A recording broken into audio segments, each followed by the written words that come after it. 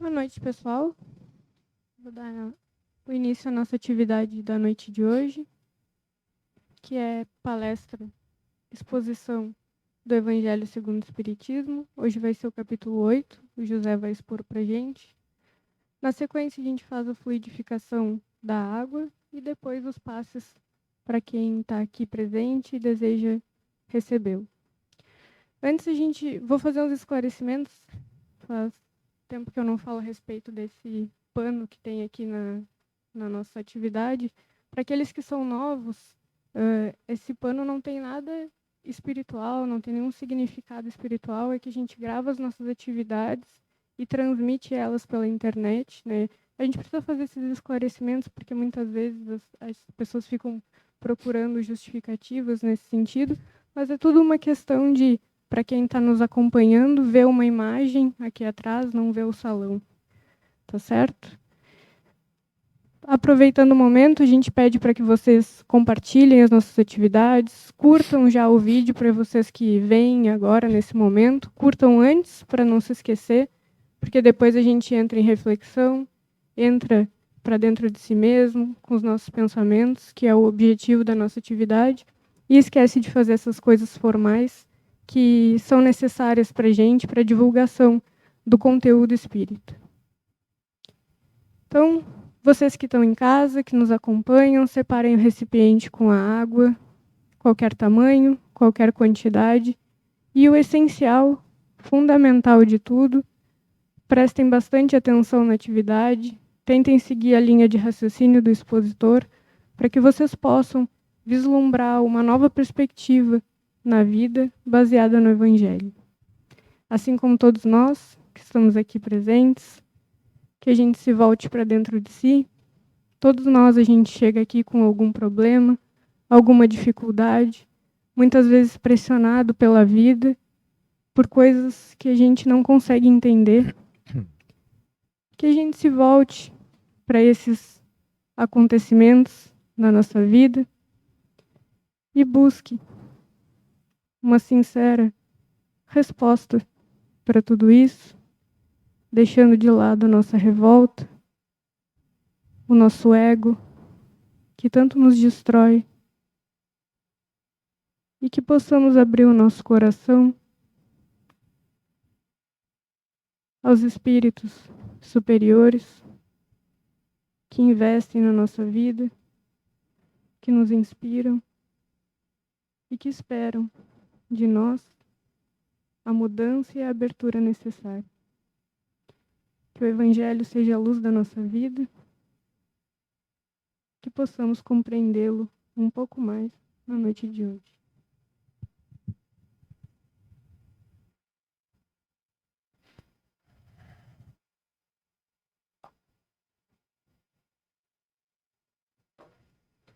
Boa noite a vocês todos que se encontram aqui. Boa noite ao pessoal do casa que nos acompanha. Então vamos à nossa atividade dessa noite, lembrando para vocês que nós estamos dentro da sequência do Evangelho segundo o Espiritismo, que fala da bem-aventurança. Nós temos que entender o que é isso, qual a validade disso nas nossas relações, nas nossas vidas. O que se trata isso? Qual é essa situação? O que ela representa e qual a correlação que ela tem com a nossa vida atual e cotidiana. O fato concreto da situação é essa. Algo rotineiro na vida de Jesus, que era uma multidão enorme de pessoas atrás dele, em função dos problemas que elas eram portadoras. Elas tinham dificuldades e viam nele um meio, uma solução para esses problemas. Então, essa situação aqui descrita é uma situação típica dessa condição. O que é isso? Nesse momento, tinha uma multidão, mas muito grande mesmo. E ele o que faz? Ele sai e vai na direção dessa multidão, ele sobe um pequeno morro, para vocês entenderem, para poder ser visto, ser ouvido, a voz se propagar mais a distante, a massa de pessoas era muito grande, e começa a falar para elas. O que ele fala? ele fala em relação ao oposto dos conflitos que elas eram portadoras. Ele descreve a situação exatamente contrária e os benefícios que isso traz em relação ao que a gente cultua e desenvolve dentro da nossa maneira de ser, gerando os nossos problemas. O Sermão da Montanha nada mais é do que isso. Tá? Se vocês pegarem lá o Evangelho e olharem, vocês vão ver que é uma sequência de citações que começam sempre com as mesmas palavras. Bem-aventurados.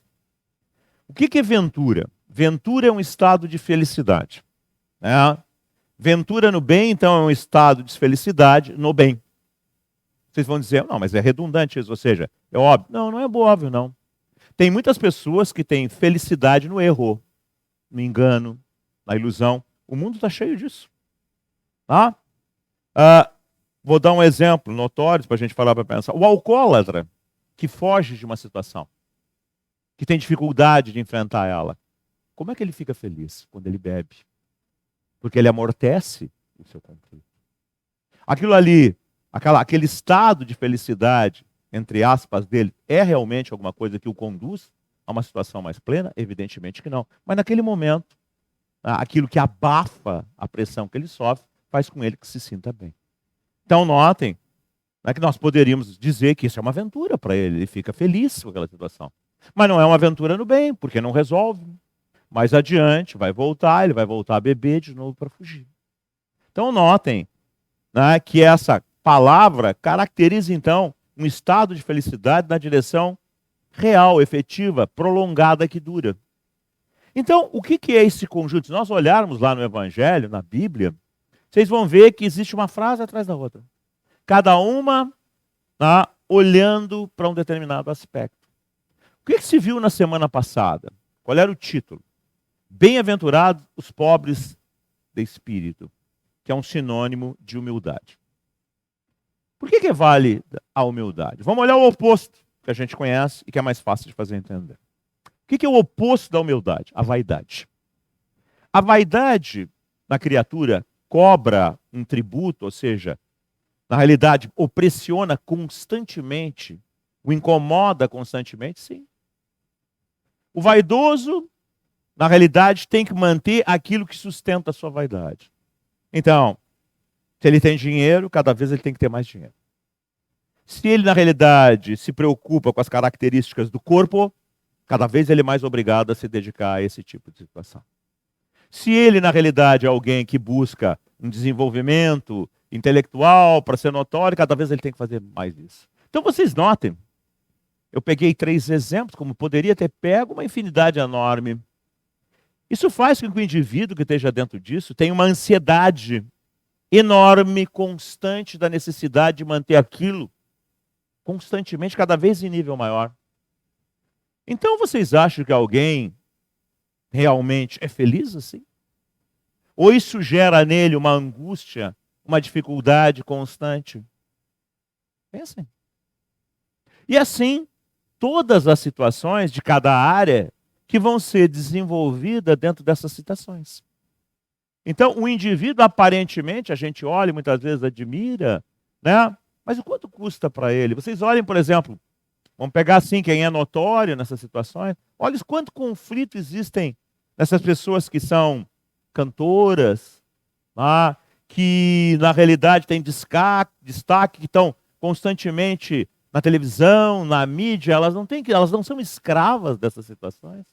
Será que elas conseguem ter uma vida normal? A gente acha, olhando de fora, que aquilo é uma beleza. Mas vocês, pelas notícias que nos chegam a posterior, olhem quanto conflito, quanta dificuldade existe nessas coisas todas. Às vezes descambam para drogas, para o alcoolismo, porque não resistem a essa pressão, a essas situações. Nós mesmos, dentro das nossas limitações do dia a dia, a gente não vive nessa ânsia de busca de determinadas coisas, não fica lutando para isso, para aquilo, a gente não sofre muitas vezes quando não consegue alguma coisa e deseja. Nós não vivemos num mundo desse tipo? Vivemos. E olha quanto nos custa emocionalmente tudo isso. Quanta aflição. né? Quanta insatisfação derivada dessas coisas todas. Então vocês notem que o oposto disso, como dizia o Chico Xavier, né? Chico Xavier dizia uma frase que representava isso. Ele dizia, o homem mais feliz é o homem que tem menos necessidades. Por quê? Porque ele não tem que estar preocupado, lutando constantemente com tudo isso. Então ele consegue passar pela vida de uma forma muito mais incólume. Sem tantas preocupações, sem tantos conflitos, sem tantas ansiedades, sem tantas dificuldades. A parte de hoje, que é tratada aqui, é exatamente a essência disso tudo. Por que que a gente tem essas condições? Por exemplo, a vaidade. A vaidade é alicerçada em quê? Na opinião dos outros. A gente faz tudo isso, como a gente faz a maioria das coisas desse tipo, em função da opinião alheia.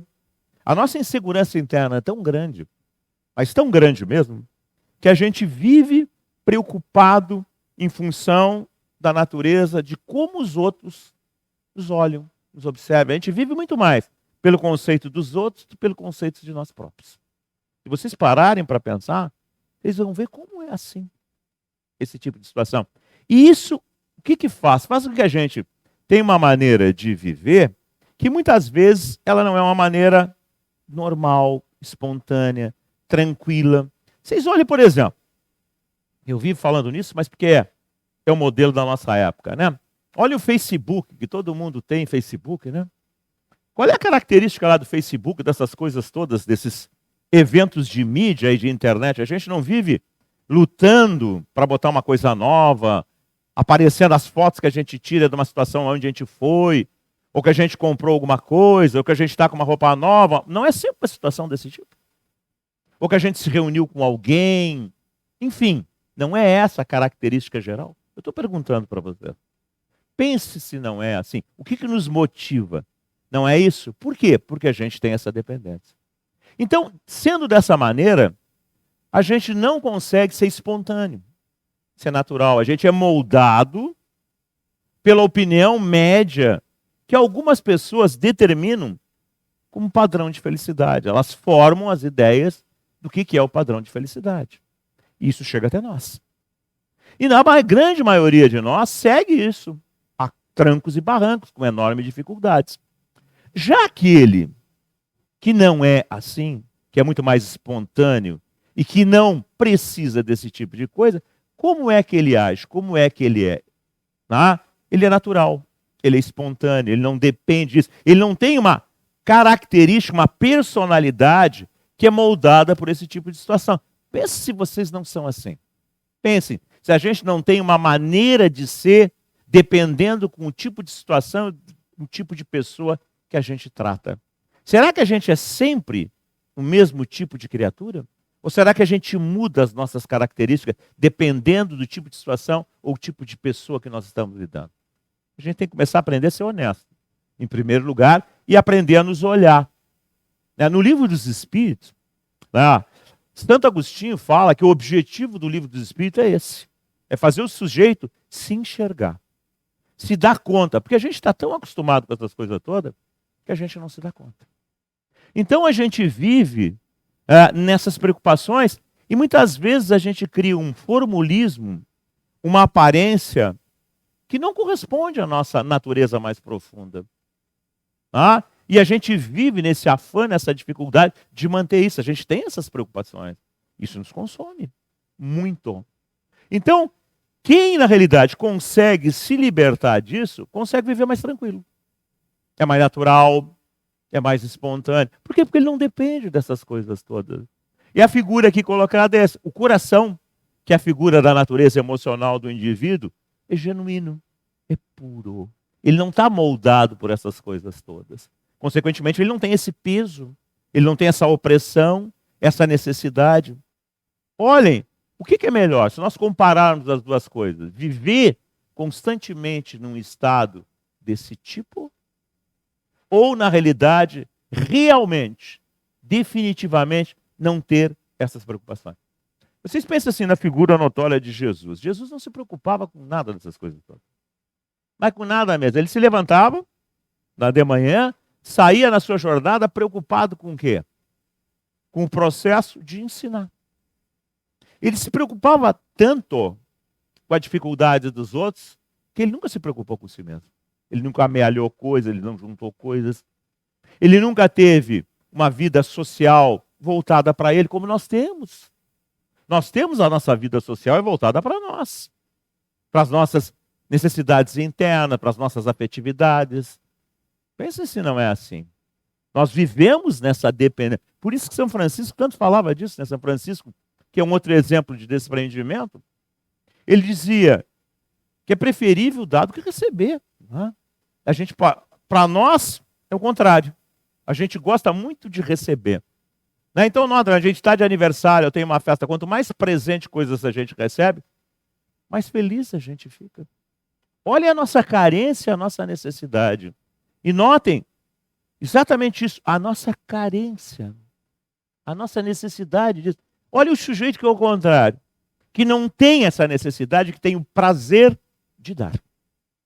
Além dele não ter essa estrutura interna de dependência, ele tem um oposto, ele fica feliz porque ele tem e não lhe faz falta essa condição de transmitir, de dar alguma coisa. Por isso que São Francisco falava a respeito de dizer, olha, é preferível dar do que receber.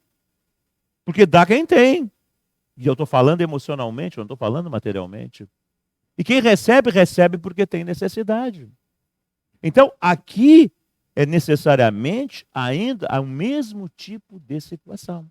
Quanto mais a gente se liberta disso tudo, mais fácil se torna viver. E aí nós vamos entender a frase do Chico Xavier. A gente às vezes fica pensando que a necessidade do homem que ele fala é apenas as necessidades materiais. E não são.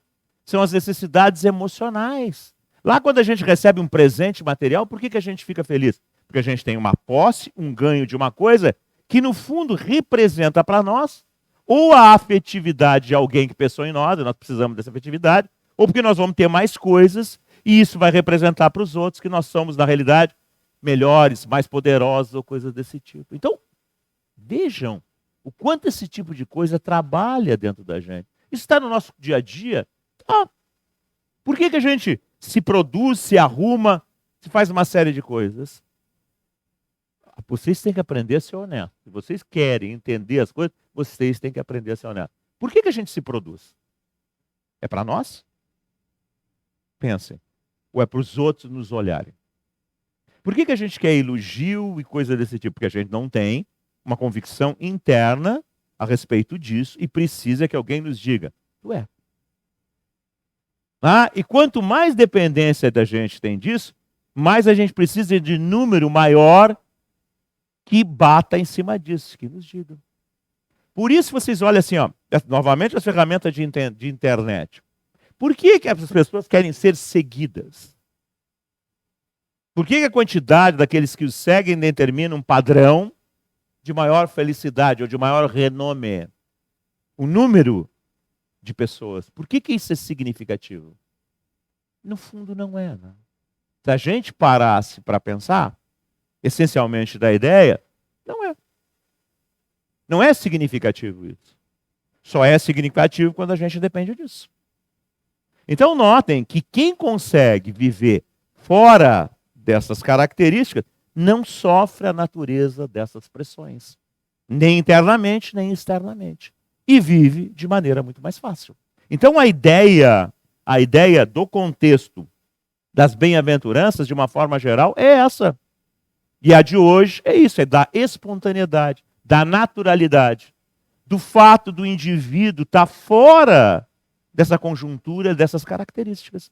Vocês não pensam que a gente vem no centro espírita e tomar informação, a gente já desenvolve automaticamente esse tipo de coisa. Porque se fosse assim, nós estaríamos na nossa vida livre dessas conjunturas. E nós não estaríamos presos dentro desse mecanismo social. Deveria ser assim? Deveria ser assim. Mas notem que nós não somos criaturas ainda plenamente racionais. Isso é um processo racional que deveria, na realidade, educar o emocional dependente. Mas nós vamos lenta e gradualmente desenvolvendo essas relações. A gente tem medo de fazer essas coisas. Pode parecer claro, por exemplo, o que eu estou dizendo para vocês, pode ser uma coisa que racionalmente eu compreenda. Realmente é isso. Mas não basta entender, eu tenho que me convencer e desenvolver a minha relação de que eu possa realmente incorporar essa maneira de ser em mim. A partir disso será natural, será espontâneo e estará presente definitivamente em mim. Então vocês notem que os conceitos espíritas, eles não têm nada de místico, de sobrenatural, de troca ou de qualquer ordem. É algo que, na realidade, se a gente começar a aprender a pensar, mas a analisar profundamente e olhar para dentro de nós mesmos, nós vamos se dar conta que essas coisas todas existem dentro de nós. E mais, a gente tenta justificá-la, dizer que elas têm validade, mas nós deveríamos analisar os efeitos que elas produzem para ver se vale a pena ou não. Essa é a relação que a gente tem que desenvolver dentro da vida. Mas vou a parábola que dá origem a esse tipo de coisa para vocês comparar a figura, o exemplo que Jesus usa para ilustrar exatamente isso. Tá? A frase está dentro do Sermão da Montanha, que está lá em Mateus, no capítulo 5. Essa frase está no versículo 8. Então diz assim, bem-aventurados que têm puro coração, porquanto verão a Deus. Vem uma segunda que vai ilustrar tudo isso. Apresentaram-lhe então algumas crianças, a fim de que ele as tocasse. E como seus discípulos afastassem com palavras ásperas os que lhes apresentavam, Jesus, vendo isso, zangou-se e lhes disse. O que era isso?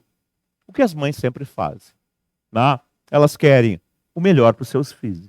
Então o que elas faziam? Elas levavam seus filhos para se aproximar deles, com aquela ideia de que, tomando contato com ele, seriam abençoados, tirariam alguma vantagem de alguma situação. Os apóstolos estavam sempre preocupados com as situações todas dessa multidão em relação a eles, queriam, na realidade, obstar, criar dificuldade para essa multidão de pessoas que chegavam até ele. E o que ele fez? Ele disse, não, deixa todo mundo vir a mim. Cada um tem a sua ideia, suas expectativas, suas buscas, suas condições ainda de amadurecimento. Esse exercício que essas mães estão fazendo de benefício para os seus filhos, na realidade é aquilo que vai dentro do tempo, ao longo da sucessão das vidas, quando elas vão ter inúmeras famílias, inúmeros filhos, vão fazer com que elas amadureçam esse sentimento que hoje é apenas para esses filhos, na soma do tempo, dos vários filhos que vão ter nas várias vidas, vão fazer com que esse sentimento, que hoje é restritivo a esses filhos, como nós temos hoje, vá se amplificar pela troca dessas situações e vai se tornar mais universal, mais amplo. E o que é restritivo, pela prática das experiências múltiplas que as vidas produzem, vai se tornar muito mais universal. E a vida vai ser melhor. Assim como, por exemplo, eu faço, dizer Jesus. Então é disso que ele está, na realidade, chamando a atenção. Olha o que ele diz. Deixai que venham a mim as criancinhas, e não as impeçais. Porquanto o reino do céu, o desenvolvimento do processo de evolução interno. Porque esse reino dos céus, tão falado, o estado de plenitude das criaturas que nós estamos falando, é construído aonde? Dentro de nós. Vocês vêm no centro espírita, muitas vezes, só para tomar passe. Como se o passe fosse mágico. Como se alguém fazendo alguma coisa pudesse produzir em vocês uma transformação automática.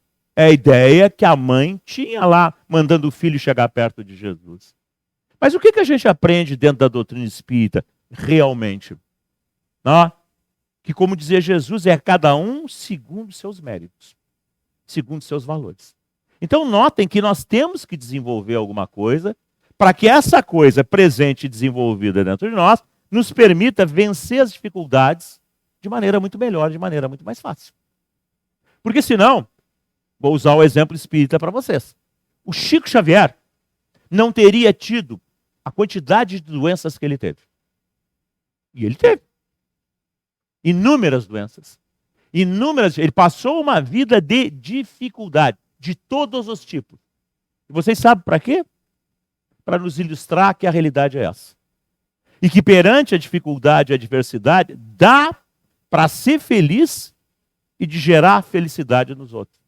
Nós vivemos num mundo, pelo tipo de criaturas que nós somos, que a característica maior é a dificuldade. É bíblico isso, ganharás o pão com o suor do teu rosto. É natural. A gente precisa disso tudo para aprender. Isso se chama lei de trabalho, lei de desenvolvimento. Então, em vez de nós termos dificuldade com isso tudo, em vez de, na realidade, nós termos ojeriza, medo, nós deveríamos desenvolver um outro tipo de relação com isso tudo. De mais naturalidade, mais tranquilidade. Porque quando os problemas chegassem, nós não ficaríamos tão aflitos. E, na realidade, poderíamos ter uma relação muito melhor com eles. Então, notem que dentro da doutrina espírita, o que a gente aprende? Não é, os problemas não vão sumir. Eles vão continuar existindo. Nós é que vamos ter que crescer para entender o sentido deles, aprender com eles e superá-los. Jesus dizia assim, ó, que cada um pegue a sua cruz e me siga. Não é sem cruz, porque a cruz é educativa. Né? Eu tenho falado isso e vou repetir para vocês. A adversidade, a dificuldade está na relação que a gente tem com ela. Nem todo mundo tem exatamente as mesmas dificuldades. Por quê? Porque uns crescem mais numa área e outros noutra. Então, na medida em que a gente vai superando aquelas áreas em que a gente tem dificuldade, a gente vive muito mais fácil. Novamente, caímos no sermão da montanha. Que a ideia ainda é essa. Mas indo adiante, então. Digo-vos em verdade que aquele que não receber o reino de Deus, que é a vida, que é o cotidiano, que é a estrutura de transformação interna, como uma criança que é espontânea, que é natural, que quer saber tudo como é que é, por quê, que se adapta, não está cheia de preconceitos dentro do coração. Na primeira fase da infância, a criança é natural, espontânea, ela não depende dos outros. Aí ela começa a crescer um pouquinho, as outras crianças começam a atuar sobre ela. É a segunda fase da infância.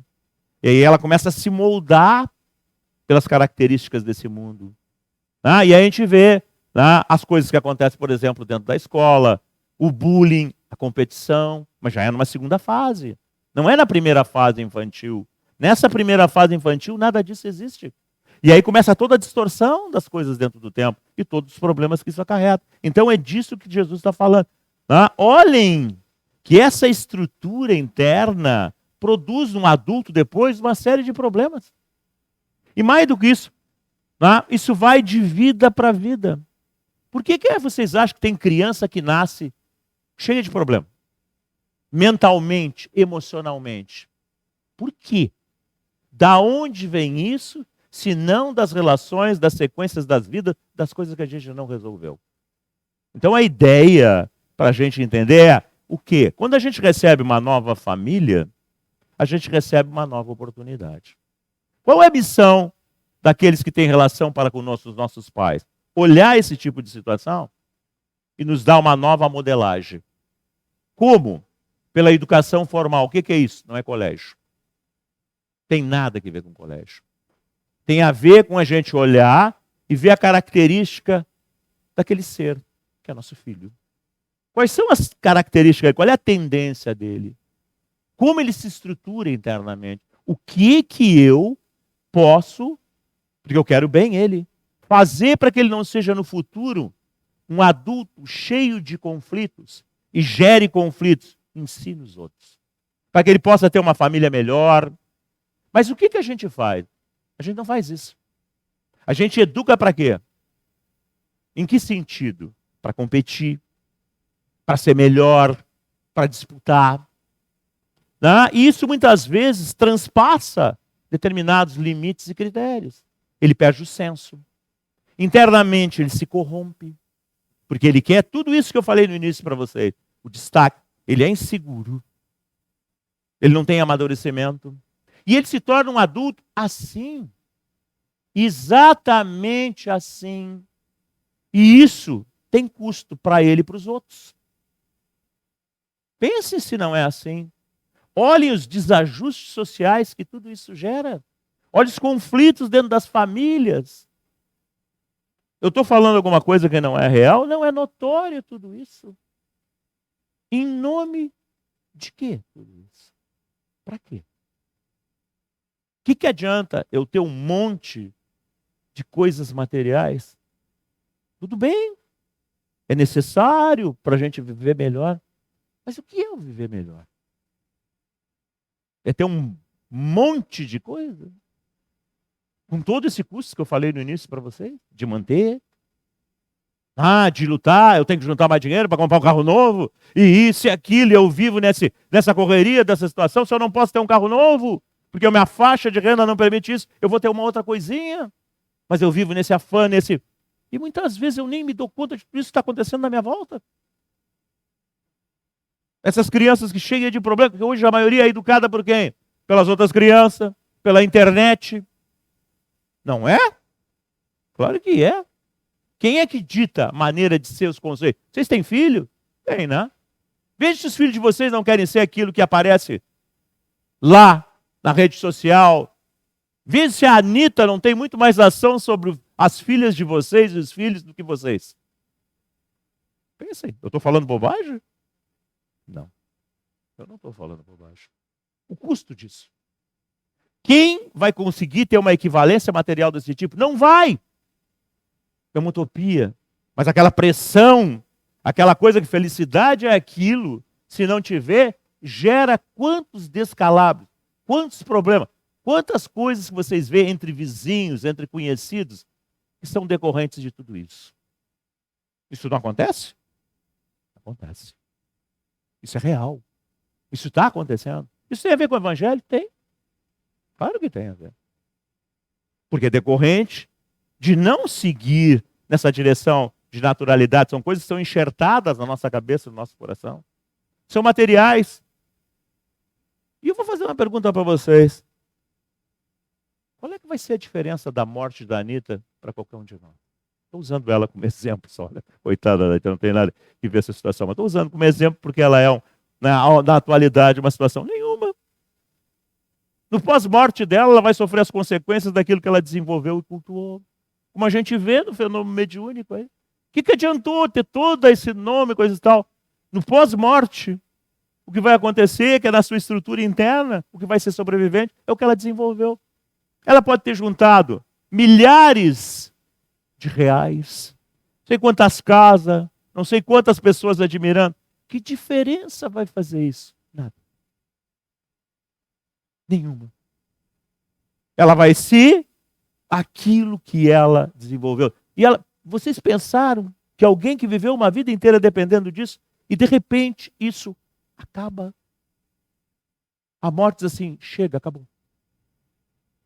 Aí o indivíduo tem essa necessidade, porque ele viveu em torno disso. O que ele vai ser no pós-morte? E aí nós vamos começar a entender o baixo mundo espiritual. Onde, na realidade, os espíritos que estão lá querem continuar tendo notoriedade, poder. Eles querem destaque. Eles foram dependentes a vida inteira daquilo. Não saem daqui da volta. Criam estruturas de manipulação. Tem que ter adepto, tem que ter corte. Se a gente vê, por exemplo, nas religiões afro-brasileiras, é muito rico esse tipo de coisa. A gente olhar lá as entidades que estão lá dentro, que tipo de estrutura tem? Não está aquela corte de pessoas na volta lá que vão lá para fazer esse tipo de situação? Pense se não é verdade tudo isso que eu estou falando para vocês. E os espíritos estão lá, que se prestam, que ainda têm dependência para essas situações todas. Vocês acham que a gente não lida com eles aqui também? Claro que lida. E entende tudo isso.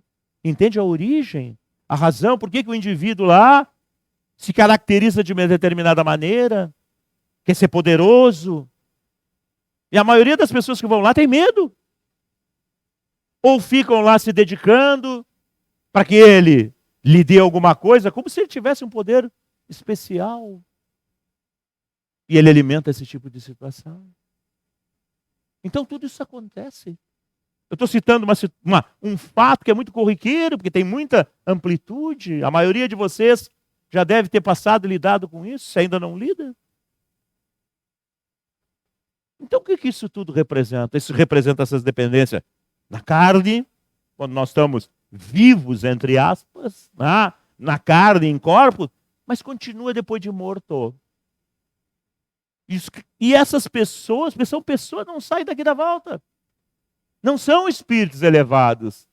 Porque um espírito elevado já entendeu, já se desprendeu disso tudo. Ainda pensa como um ser humano, porque é um ser humano. Porque passou a vida inteira assim. E muitas vezes a gente vem num centro espírita, passa 30 anos dentro de um centro espírita e faz exatamente a mesma coisa. Por incrível que pareça, mas é tão real isso. É tão notório, isso é tão verdadeiro.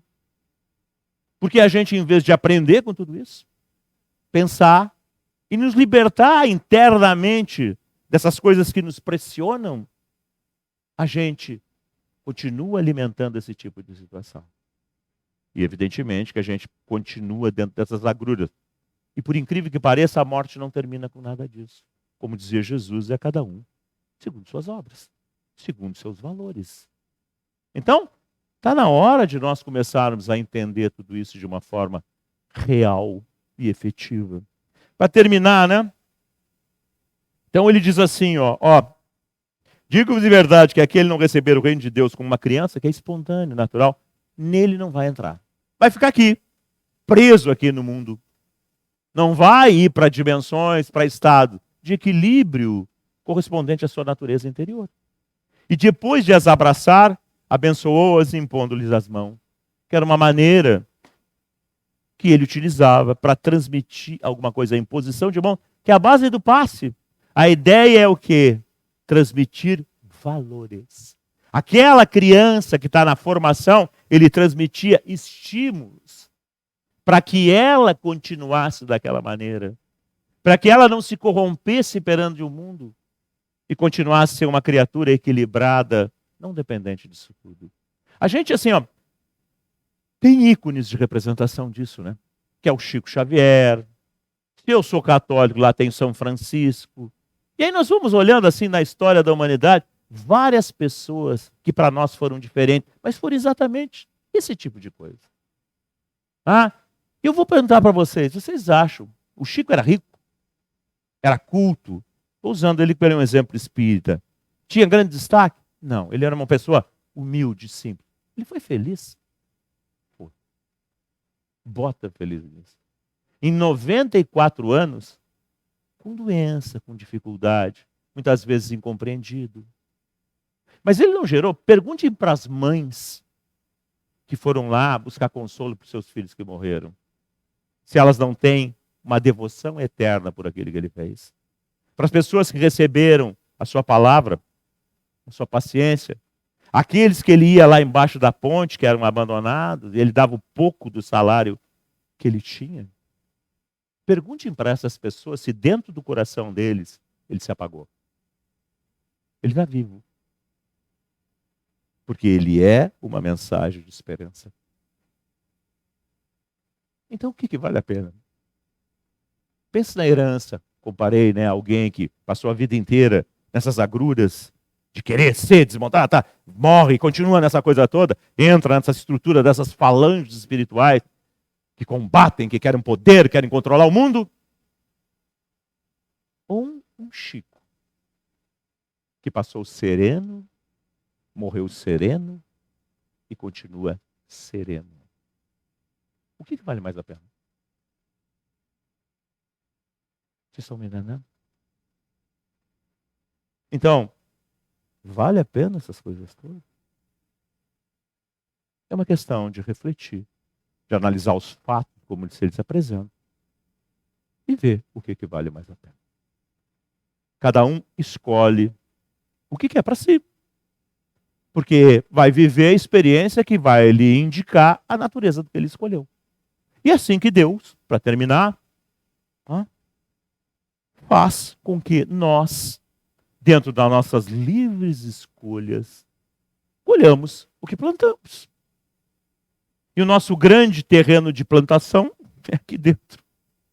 Porque tudo que acontece fora, as nossas decisões, os nossos gostos, as nossas ações, a nossa vida, as nossas atitudes, tudo é condição reflexa desse território que existe dentro de cada um de nós. Então, que cada um de nós que veio aqui nessa noite, pense. Vocês acham que a força, ou de qualquer maneira, alguém vai chegar e vai dar passe e vai me forçar a ser assim? Se eu não quero isso, se eu tenho ilusões, fantasias dentro do meu coração? O que eu quero? Que eu venha no centro espírita, tome passe, meus problemas desapareçam. Mas eu continuo da mesma maneira e vou realimentar a natureza desses problemas. O que Jesus fazia quando curava as pessoas? Quando ele terminava de fazer a ação, ele dizia: ide e não pequeis. Porque se tu voltar para o processo de conflito, que é a tua natureza e teus hábitos, volta tudo de novo. Porque é decorrente disso. Então, eu estou te ajudando. Mas a partir de agora, tu te ajuda. Né? É preciso bater para a porta se abrir, é preciso procurar para encontrar. Notem que a ação primeiro é nossa. Isso está no Evangelho. E depois vem a decorrência natural, que é cada um segundo suas obras. E mais, né? A gente tem liberdade de escolha. Semeadura é livre. Eu posso plantar o que eu quiser, mas eu vou colher o que eu planto. É assim da vida. E assim é.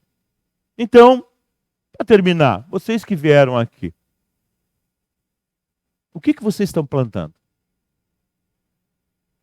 O que vocês querem? O que vocês devem plantar? Não é essa a grande questão?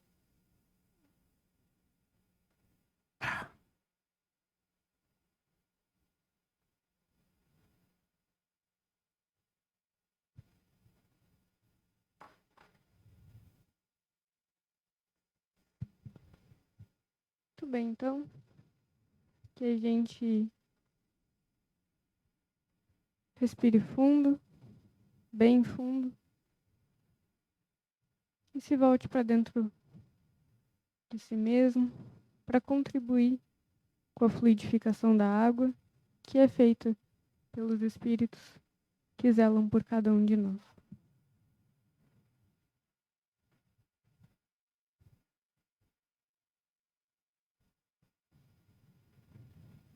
Deus da vida,